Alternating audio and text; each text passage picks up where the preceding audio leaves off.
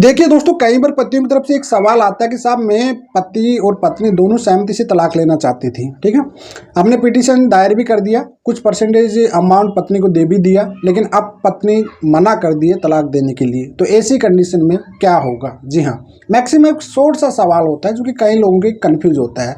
Mutual जो divorce case होता है उसमें किन किन बातों का ध्यान रखना चाहिए, ये चीज़ भी आपके इस वीडियो में बताने वाला हूँ। काफ़ी महत्वपूर्ण होने वाला है, इस वजह से वीडियो के अंदर जरूर देख लेना। तो चलिए दोस्तों, नो टाइम पास नो बकवास, सीधा करते हैं काम की बात। मैं हूं हंस।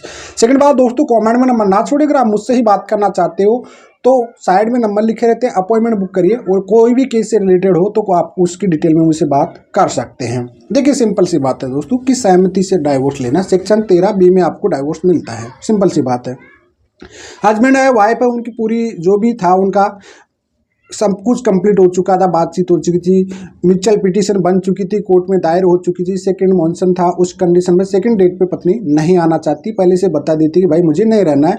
4 लाख 5 लाख जो भी देना था, एक किस्त का पैसा जा भी चुका। तो अब पति कंफ्यूज हो चुका है बेचारा कि अब करे तो क्या करे। ठीक है, अब देखिए सिचुएशन यहाँ पे क्लियरली हो जाती है दोस्तों। एक बात आपको समझ लेना चाहिए कि आपको जब भी डाइवोर्स, म्यूचुअल डाइवोर्स में जाते हो आप लोग, कभी भी एडवांस पैसा मत दिया करो। जी हाँ, हमेशा थर्ड पार्टी कोर्ट को बनाया करो, वाया डीडी के थ्रू या वाया चेक के थ्रू पैसा दिया करो हमेशा। ठीक है, अगर वो कंसल्ट से बदलती है, अपनी सहमति से बदलती है, तो आपका पैसा रिटर्न हो जाएगा आपको किसी भी प्रकार से। जी हाँ, और दूसरी बात, आप कहीं न कहीं से पैसा अपना शो मत किया करो कभी भी। जी हाँ, कहीं न कहीं से आप किसी से रिश्तेदार से उधार लिया है, कोई पड़ोसी या कोई फ्रेंड सर्किल से कहीं से का कोई लोन उठा के ऐसा शो मत किया करो, क्योंकि आगे चलकर वो मेंटेनेंस केस बना भी देगी तो आपको दिक्कत क्रिएट हो सकती है।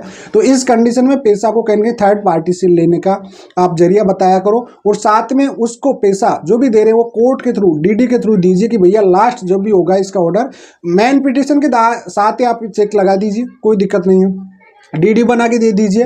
केस पैसा कभी भी भूल के मत देना, ये आपकी सबसे बड़ी गलती हो जाएगी। जी हाँ, या फिर आप एग्रीमेंट बना लीजिए किसी भी उनके माँ बाप के थ्रू या किसी के थ्रू भी, या उस एग्रीमेंट के थ्रू भाई इस पैसा इस तरह से दे रहे हैं, तो वह भी आपका काम हो जाएगा। लेकिन केस पैसा देके आप पूरी तरह से फंस जाती हो।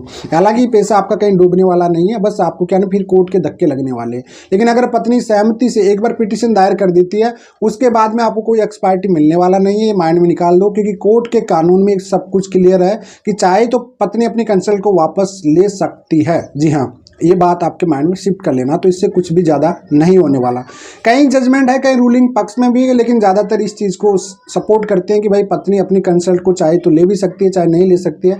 कहीं 1-2 जजमेंट ऐसे भी है जो कि वाकई पत्नी ने ऐसा किया है लॉन्ग टाइम से है, तो फिर कोर्ट ने उस पर एक्सपायरिटी डाइवोर्स भी कर देता है। लेकिन उसमें केस की डिटेल या केस की जो सिचुएशन है उसको देखना पड़ता है। अब आपका केस कैसा है कैसा नहीं है, अगर आपको उसकी डिटेल में बात करना है तो साइड में नंबर लिखे रहते हैं, वहाँ पर जाके बात कर सकते हो। तो कुल मिलाकर आपकी वीडियो को, आज की वीडियो में यही बताना था दोस्तों कि भाई सहमति से अगर आपने डाइवोर्स डाला, बाद में पत्नी मना कर देती, तो आपका वो खारिज हो जाएगा। सिंपल सी भाषा में, फिर दोबारा से अगर आपको डाइवोर्स लेना है तो सेक्शन 13A IMF जाके डाल के आप डाल सकते हो। जी हाँ, बस दिक्कत ये है, उसके बाद आपको एडवांटेज ये मिलेंगे जो कि फोकट के फ्री के जो फर्जी केसेज आपके ऊपर होंगे, उसमें कहीं से एक इंटेंशन साफ होगा, कोर्ट को भी समझ आ जाएगा कि भैया ये पैसों के लिए या लालच के लिए केस किए जा रहे हैं। कुल मिलाकर ये है, तो उसमें आप लोग उसको एडवांटेज ले सकते हो। हाईकोर्ट से 498 वगैरह जो भी केसेज आपके ऊपर होते हैं उनको क्विशिंग करा सकते हो, और तो आप सेक्शन 13A IMF में भी डाइवोर्स अप्लाई कर सकते हो, और उसमें इस चीज़ को भी ग्राउंड बना सकते हो कि भैया पत्नी खुद रहना नहीं चाहती थी, अब वो जबरदस्ती से मेंटल हरासमेंट कर रही है, परेशान कर रही है, तो इसके आधार पे ग्राउंड बना के आप डाइवोर्स भी ले सकते हो।